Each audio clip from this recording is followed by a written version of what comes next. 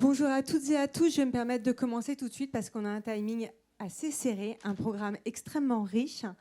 Mais juste pour commencer, après ce film bouleversant, je voulais vous dire que j'étais vraiment ravie de voir autant de monde, de voir cette salle pleine en cette journée du 8 mars, en cette journée internationale des droits des femmes. C'est extrêmement touchant et extrêmement important. Alors juste pour me présenter...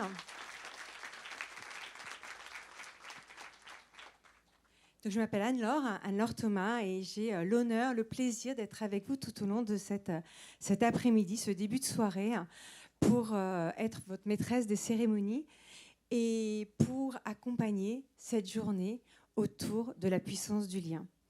La puissance du lien, je veux juste revenir très rapidement dessus, mais c'est une association incroyable. C'est une association qui œuvre pour un avenir inclusif et solidaire, et je crois qu'ici, dans cette salle, c'est exactement ce qu'on veut. C'est une association qui travaille pour cette notion d'égalité qui est tellement importante, qui met en avant l'importance des liens, à la fois à travers la diversité de genre, mais aussi la diversité qu'apportent les liens intergénérationnels et socio-culturels. Le lien, c'est cette relation indéfectible qui nous unit les uns aux autres, qui nous rassemble, qui va au-delà des barrières culturelles, au-delà des barrières sociales, des barrières géographiques. C'est ce lien qui nous unit dans les meilleurs moments et dans les plus difficiles. En cette journée du 8 mars, on est en France, là, et on a beaucoup de chance parce que même si c'est beaucoup trop lent, on voit des droits qui progressent.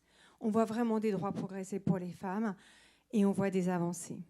Et malheureusement, ce n'est pas le cas partout. Malheureusement, on sait que cette situation elle est extrêmement précaire, elle est extrêmement fragile. C'est pour cela qu'ensemble, femmes et hommes, on doit continuer d'être mobilisés, solidaires, pour aller toujours plus loin. Il ne faut rien lâcher, jamais, jamais rien. Il faut toujours rester mobilisé. Et je veux revenir sur cet événement qui nous a tous marqués cette semaine, sur l'entrée de l'IVG dans la Constitution. Je sais qu'on est tous tellement fiers, et ça n'a été possible que par la mobilisation sans faille des femmes et des hommes. Ne lâchons jamais. Et pour que tout le monde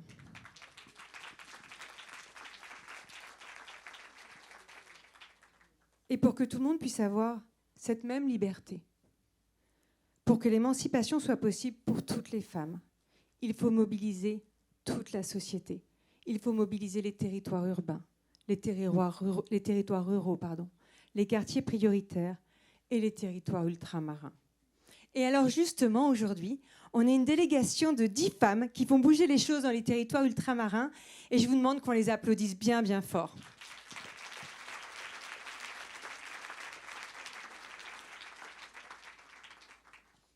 Cette journée, c'est également l'occasion de remercier les partenaires, les entreprises, les associations, tous les parrains et toutes les marraines qui donnent la force à la puissance du lien et sans qui nous ne serions pas là aujourd'hui.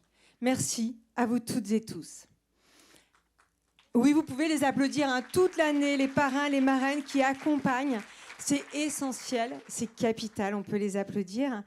Un petit mot parce qu'on va avoir une gardienne du temps et c'est essentiel. On a des tables rondes passionnantes, des sujets extrêmement intéressants et on va devoir tenir le rythme. Et d'ailleurs, pour tenir le rythme, je vais tout de suite passer à la première table ronde, qui commence avec 3 femmes exceptionnelles qui incarnent parfaitement cette première table ronde qui s'intitule « Femmes de pouvoir et femmes d'influence ». Et pour cette table ronde, j'ai le plaisir d'inviter Elisabeth Moreno. Elisabeth, tu es la présidente, la fondatrice de la puissance du lien. Vous pouvez l'applaudir très très fort.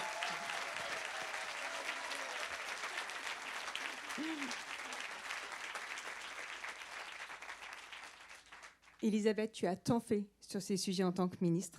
On a eu tellement de chance et on a tellement de chance que tu ne lâches rien, que tu continues, que tu restes mobilisée sur ces sujets. Je pense qu'on s'en réjouit toutes et tous. Alors, merci. Merci pour tout ce que tu fais.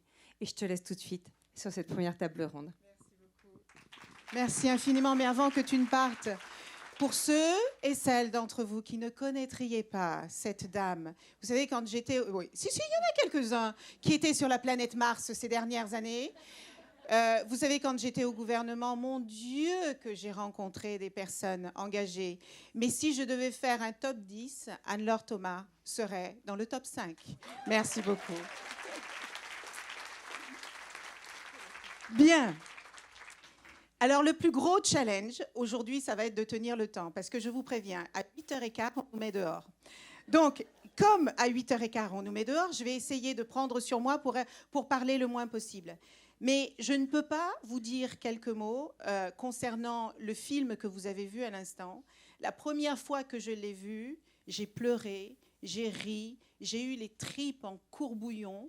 Et puis finalement, quand Anastasia est venue nous en parler, ce qu'elle viendra faire dans la deuxième table ronde tout à l'heure, vous verrez qu'au travers toutes les souffrances, toutes les douleurs, tous les désespoirs de ce film, il y a une vie vibrante. Et ce que je veux ce soir, c'est quand chacun et chacune d'entre vous, il y ait une vie vibrante. OK? Bien. Les deux femmes que je vais accueillir, là, tout de suite, maintenant, sont des femmes absolument extraordinaires. Vous avez le titre de cette table ronde, c'est « Femmes de pouvoir et femmes d'influence ». Et en fait, j'ai eu envie de démarrer avec ces deux femmes, justement, après ce film très poignant, qui nous a montré la difficulté de la vie des femmes dans le monde. Mais la vie des femmes, ça n'est pas que de la souffrance, ça n'est pas que de la douleur. Nous sommes aussi des lionnes, nous sommes des guerrières, nous prenons des décisions, nous nous amusons, et puis nous mettons plein de piments dans la vie des autres, quel que soit ce qu'on a entre les mains, soit le piment, vous savez, le piment qu'on va chercher, creuser dans la terre, ou le piment qu'on a dans la tête et qu'on a envie de partager. Et les deux femmes qui vont venir là, tout de suite maintenant, dont je vais vous parler, je sais que la plupart d'entre vous les connaissent, mais il faut que je vous dise quand même quelques mots sur elles. La première, c'est Madame Rima Abdul-Malak, que je vous demande d'accueillir avec un tonnerre d'applaudissements. Et pendant que Rima me rejoint, non, n'applaudissez pas trop longtemps parce qu'on n'a pas beaucoup de temps, je vais vous dire qui est Rima. Rima est franco-libanaise. Elle est née en 1978. Je vous dis tout parce qu'en fait, elle ne fait pas son âge. 79, en plus, je te rajoute une année de plus. Donc, tu es arrivée à Lyon, Rima, avec ta famille. Tu as réussi à faire des études brillantes à Lyon et tu as un DESS qui fait de toi une personne extrêmement brillante et intelligente. Si ce n'est pas le cas, fais semblant. Au début des années 2000, tu te lances dans une carrière humanitaire. Tu travailles pendant un certain temps dans le Comité catholique contre la faim et pour le développement en Israël, et puis aussi sur les territoires palestiniens. Et puis en 2001, tu deviens directrice de l'association Clowns sans frontières, qui organise des spectacles pour les enfants dans les zones de guerre, quand je vous dis qu'il y a des warriors dans cette salle aujourd'hui.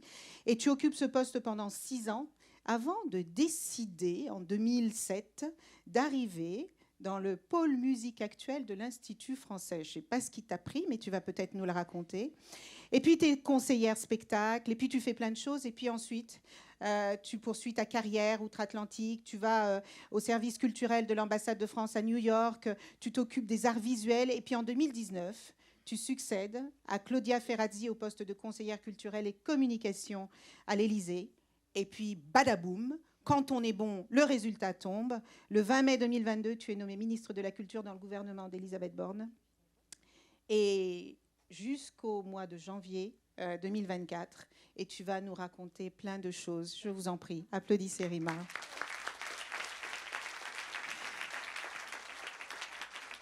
Je n'ai pas le droit de l'appeler comme ça, mais comme c'est une association que j'ai créée et que... une autre badass va arriver dans cette pièce. En plus, vous allez voir, c'est quelqu'un de tellement sérieux, et je sais que ce mot, elle ne va pas forcément le valider, c'est pour ça que je ne lui ai pas demandé si je pouvais le dire. Mesdames et messieurs, un tonnerre d'applaudissements pour l'une de nos plus grandes capitaines d'industrie, Madame Catherine McGregor.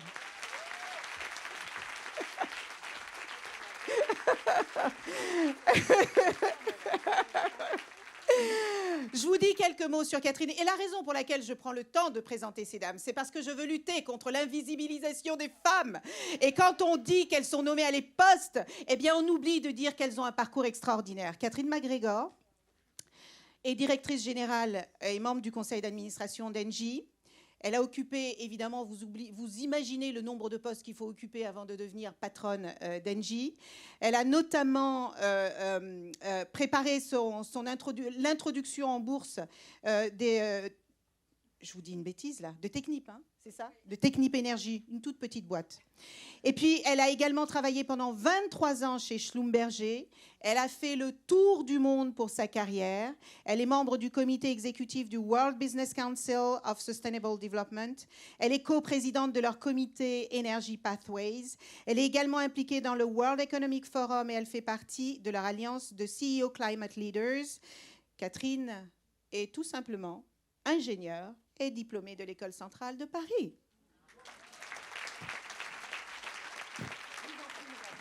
Je vous en prie. Tiens, Rima, tu as un micro qui est là. Alors, Catherine, je t'en prie, assieds-toi. Attends, t'as ton fauteuil qui est parti, ne t'assois pas. En fait, ce serait trop drôle que je m'assieds et que le fauteuil ne soit pas là. Alors, en préambule, voilà. Merci. Vous avez vu la sororité ? C'était un test. En préambule, je voudrais vous dire, mesdames et messieurs, que j'ai énormément d'affection, je l'assume totalement. Après m'en être pris plein la gueule pendant 2 ans en politique, j'ai décidé de ne travailler qu'avec des gens que j'aime. Et je l'assume totalement. Et la raison pour laquelle je voulais commencer avec Catherine et Rima, je vous l'ai dit tout à l'heure, c'est tout simplement parce que je pense que non seulement elles ont occupé des postes de pouvoir, des postes à responsabilité, mais elles ne se sont pas trahies, elles n'ont pas trahi leurs valeurs, elles ne se sont pas transformées en mecs, elles ne sont pas devenues des hurluberlus qui ne ressemblent plus à rien. Elles sont belles, elles sont sexy, elles sont tout ce que j'adore. Mesdames, j'ai une première question pour vous. Je voudrais savoir quelles sont les principales qualités et compétences que vous estimez essentielles pour exercer un pouvoir et une influence efficace dans des environnements qui sont quand même ceux que vous avez fréquentés, qui sont extrêmement masculins. Et quand on est des femmes et qu'on arrive dans des milieux aussi masculins, je voudrais savoir comment on fait pour survivre en tant que femme. Qui commence donc Catherine. C'est pas facile d'enchaîner après vous, Elisabeth. Hein. Donc, bonjour à tous. Donc, les qualités leadership pour exercer de l'influence. Donc, d'abord, c'est indispensable. C'est indispensable parce qu'en fait, le leadership, c'est une qualité dont on a besoin tout le temps. Quand on est chef d'entreprise, qu'on a des responsabilités, on a bien sûr des équipes qui vous reportent directement. Et encore cela, on peut imaginer que c'est relativement facile d'avoir une influence sur eux. Mais en fait, pour avancer dans une entreprise, il ne faut pas juste faire avancer votre équipe, il faut faire avancer plein d'autres personnes sur lesquelles vous n'avez pas forcément un impact direct. Et c'est là où la notion de leadership est particulièrement importante. Donc, ce n'est pas juste avoir de l'autorité sur votre équipe directe. Il s'agit d'essayer le plus possible d'influencer tout un tas de gens qui sont souvent très, très différents. Et donc, peut-être que je commencerai par une qualité, moi, qui m'est très chère, qui m'a été très utile quand je suis arrivée à Paris dans ce petit microcosme que vous connaissez bien, chère Elisabeth, et que je ne connaissais pas bien moi-même, qui est l'adaptabilité. Donc, en fait, pour moi, c'est vraiment un ressort que j'ai développé tout le long de ma carrière et qui me sert chaque jour pour essayer de comprendre, en fait, votre environnement, les personnes à qui vous adressez, sont souvent très différentes et donc pouvoir les comprendre et donc s'adapter à cet environnement très différent, pour moi, c'est vraiment un point très, très, très important.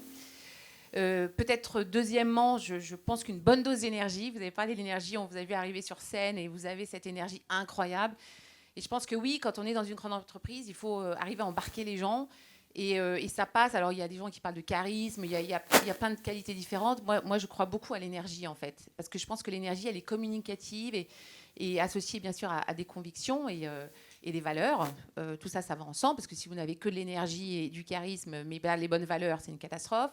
Quand vous avez cette bonne combinaison, je pense que c'est assez efficace aussi pour embarquer. Et dans une entreprise, c'est quand même important. Chez Engie, on n'est pas loin de 100 000 personnes. Donc, il faut quand même que tout le monde tire à peu près dans la même direction. Et je pense que ça, c'est vraiment, vraiment très, très important.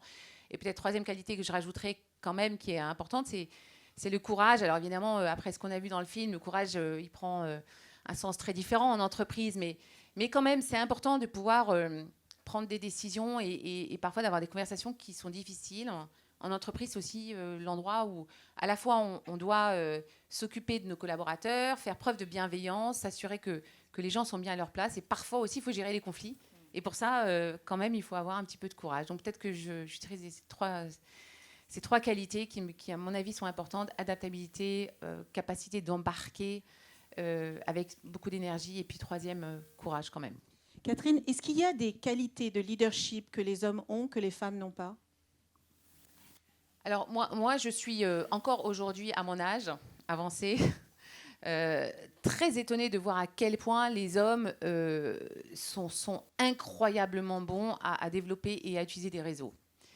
Et je suis encore aujourd'hui... alors, je n'ai pas répondu à votre question parce que ce n'est pas forcément une qualité de leadership, mais quand même, ça aide beaucoup quand vous réfléchissez à cette capacité d'influencer des gens de différentes natures.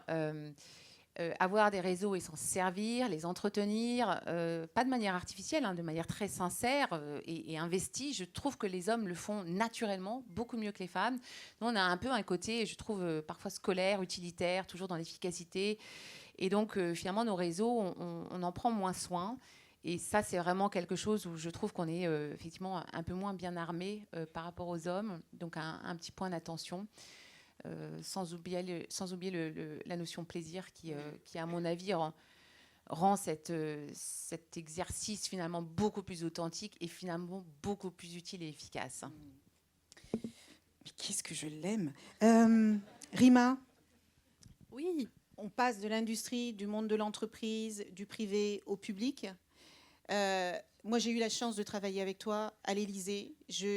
Je pense que si le président de la République a décidé de te nommer ministre de la Culture, c'est parce qu'en fait, tu l'avais déjà un petit peu été avant. Je voudrais savoir si, pour réussir en politique, il faut un leadership particulier et pourquoi il n'y a pas plus de femmes. Oh, il y a quand même de plus en plus de femmes. Non, Rima, tu me fais pas de politique, s'il te plaît. Non, mais mine de rien, regarde, il y a eu quand même... Et puis, le fait même que moi, je puisse être nommée ministre, c'était totalement improbable. Donc, il faut reconnaître qu'il y a des choses improbables. Jamais un mec ne dirait que c'était improbable qu'il soit nommé ministre. Peut-être. Je dis ça, je dis rien. Un point pour toi.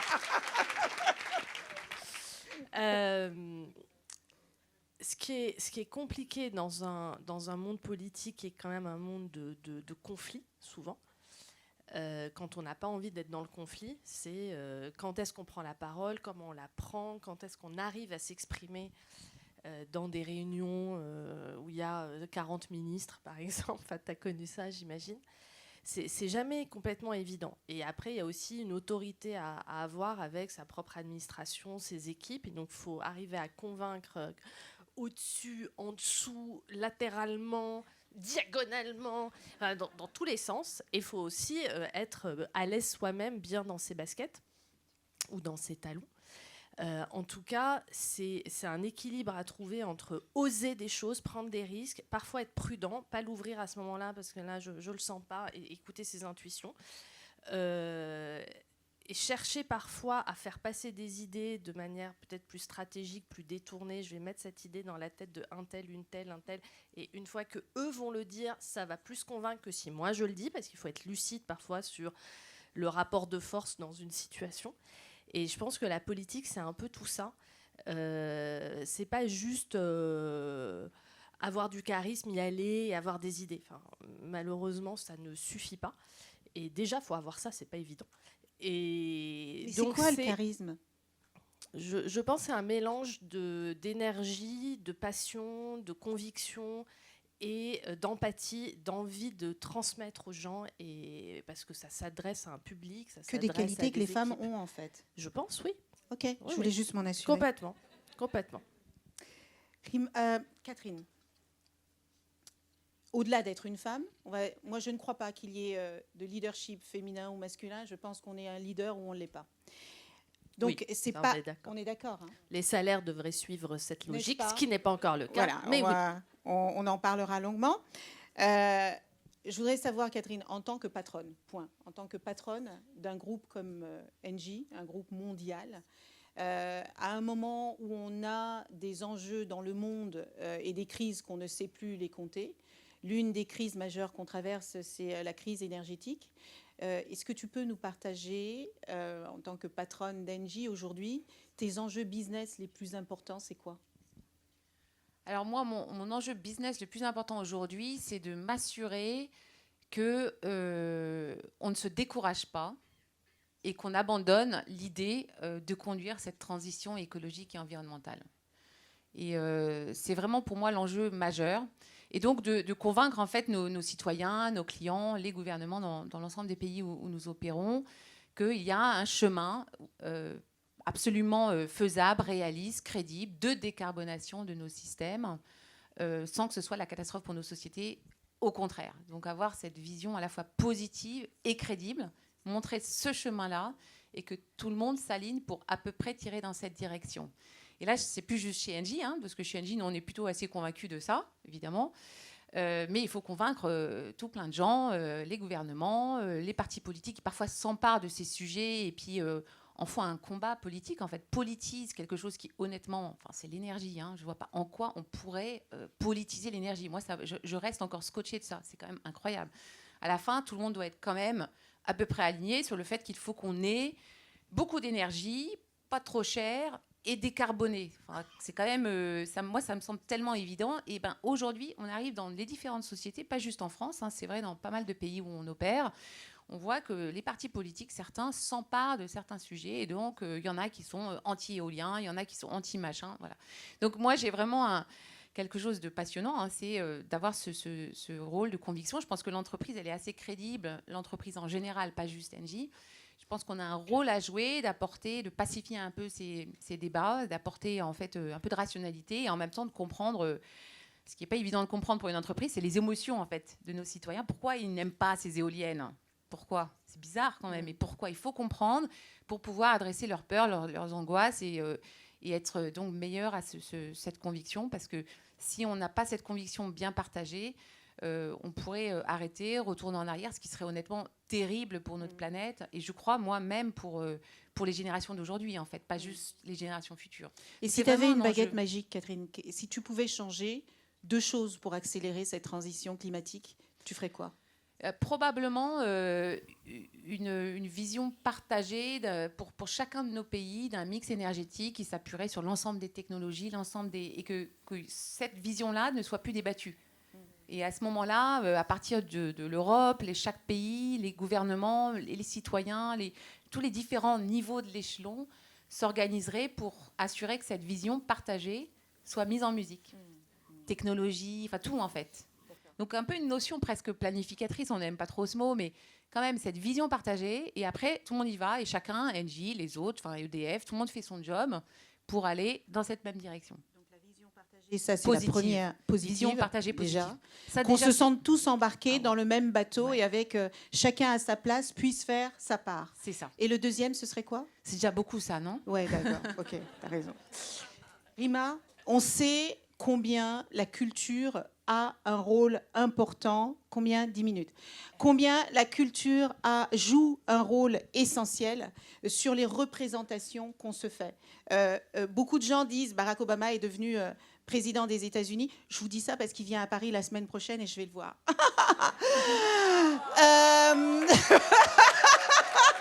Nanéner. Non, je vous jure, j'ai hâte d'être à la semaine prochaine. Non, mais objectivement... non, enfin, je veux dire, pas trop vite quand même. Donc, on sait que la culture a un rôle essentiel pour changer les mentalités, pour transformer les idées, pour jeter un regard différent sur le monde. Je me souviens avoir vu un film sur les personnes LGBTQIA+, il y a 3-4 ans, et j'avais mon officier de sécurité avec moi. Et c'était l'histoire d'une jeune fille qui rentrait dans un parcours de transition. Et en rentrant, il me dit, vous voyez, Madame la Ministre, en fait, je ne comprenais pas en fait, ce que c'était que la transition. Je ne comprenais pas pourquoi on pouvait être un homme et vouloir devenir une femme, ou pourquoi on pouvait... Et en fait, ce film m'ouvre les yeux sur des choses que je ne voyais pas.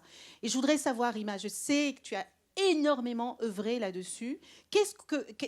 Si tu étais encore ministre de la Culture aujourd'hui, ou même à la place qui était la tienne, comment tu as fait pour que ce monde soit plus inclusif et qu'on ne voit pas qu'une catégorie de personnes, une catégorie de genre, une catégorie d'orientation sexuelle, etc., etc. Alors, il y a énormément de leviers. Le premier, c'est le pouvoir de nomination. Quand on est ministre de la Culture en France, il y a énormément de structures qui dépendent du ministère de la Culture et dont les têtes sont nommées par le ou la ministre. Et donc ça, c'est déjà très concrètement une possibilité de faire monter des femmes. Et déjà, quand j'étais conseillère culture à l'Élysée, j'avais énormément poussé pour que... Je m'étais rendu compte que jamais le Louvre n'avait été dirigé par une femme depuis 1793. Donc, il était temps de nommer une femme, et il y avait Laurence Descartes. Le château de Fontainebleau, il n'y avait jamais eu de femme à la tête du château. On a nommé Marie-Christine Labourdette, etc. Et je peux vous donner des exemples comme ça. L'École des Beaux-Arts de Paris, il n'y avait jamais eu de femme en 150 ans.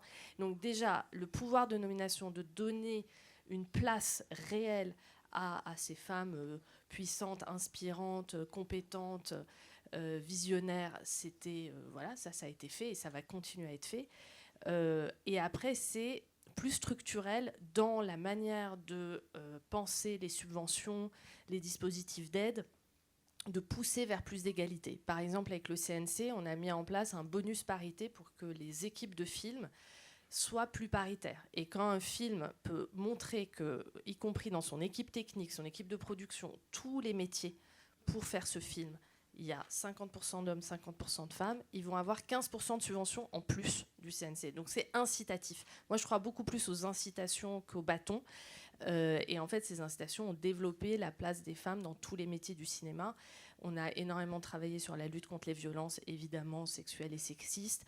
On a travaillé sur la formation, parce qu'en fait, énormément de femmes ne se voient pas sur des postes à responsabilité, alors qu'en fait, il suffit de quelques modules parfois d'échanges de formation ou de rencontres avec des personnes qui font ces métiers-là pour que le déclic arrive. Donc, travailler beaucoup sur la formation. Moi, j'ai lancé un programme qui s'appelle La Relève, qui se veut inclusif pour renouveler, diversifier le vivier de nomination dans la culture sur un plan social et géographique, parce qu'aussi le monde de la culture est très concentré dans les grandes métropoles et ne prend pas assez en compte des parcours qui viennent de milieux ruraux, d'outre-mer, de quartiers plus périphériques, etc. Et puis pour les artistes, c'était aussi un combat. Ça reste un milieu où des femmes artistes arrivent à progresser et à se faire connaître, mais par exemple dans la musique classique c'est extrêmement difficile. Dans la photo, on a créé un programme avec Paris Photo pour montrer que des femmes artistes tout au long de la foire de Paris Photo.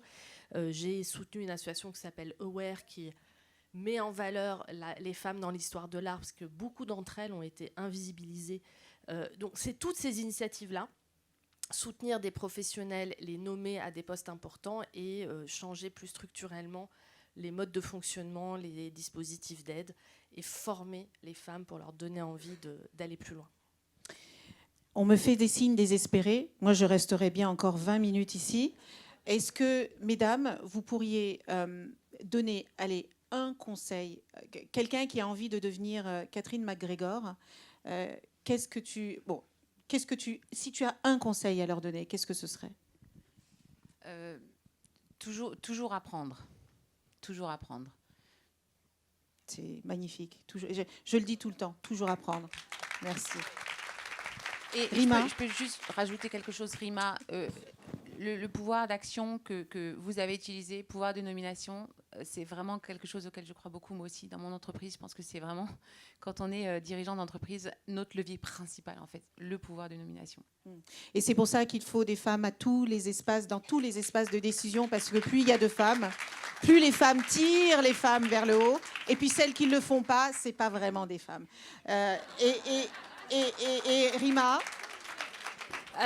Et moi, je dirais, inspirée par la puissance du lien, je pense qu'il faut créer des alliances. Et on parlait de la force des réseaux, d'un certain leadership masculin. Ça s'est beaucoup développé pour les femmes. Moi, par exemple, dans le jeu vidéo, j'ai beaucoup soutenu Women in Games. Le fait qu'il y ait cette association, qu'elle fédère les femmes dans le jeu vidéo, a fait progresser la cause des femmes dans le jeu vidéo. Et je peux vous citer des exemples comme ça dans tous les secteurs de la culture, même dans l'archéologie. J'avais vu Paye ta truelle, une association pour les femmes dans l'archéologie. Tout existe. Et ben, quel que soit votre métier, quel que soit vos centres d'intérêt, vous trouverez un réseau de femmes qui se fédèrent. Et en fait, ce collectif, cette sororité, ces alliances vont aider aussi à progresser, à se donner des infos, à se donner des conseils, à s'encourager mutuellement et à pousser plus loin notre cause collective.